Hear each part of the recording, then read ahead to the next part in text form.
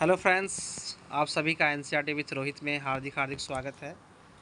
तो अभी हम लोग क्लास 6 का एक फर्स्ट चैप्टर है, उसमें कुछ महत्वपूर्ण बातें निकल कर आई हैं।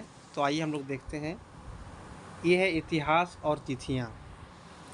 तो अंग्रेजी में बीसी और हिंदी में ईस्वी पूर्व कहते हैं। क्या कहते हैं? ईस्वी पूर्व का तात्पर्य होता है बिफोर क्राइस्ट, यानी बीसी का अर्थ होता है बिफोर क्राइस्ट। ठीक है, बीसी का अर्थ बिफोर क्राइस्ट यानी ईसा पूर्व होता है।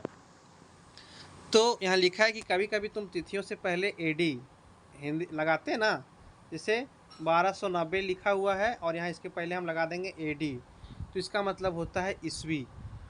यह एडी का जो फुल फॉर्म होता है दोस्तों, इसका मतलब होता है एनो डोमिनी।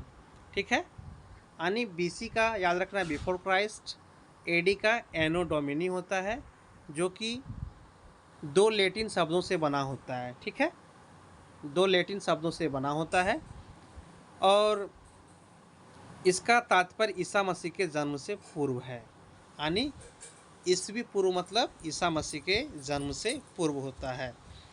कभी कभी एडी की जगह हम लोग सी भी देखते हैं तथा बीसी की जगह बीसी देखते हैं। ठीक है, ध्यान रखिएगा, हम लोग एडी की जगह सी और बीसी की जगह बीसी का प्रयोग होता है और सीई अक्षरों का प्रयोग, यानी सीई इसका मतलब होता है कॉमन ईरा, तथा बीसी का बिफोर कॉमन ईरा के लिए होता है।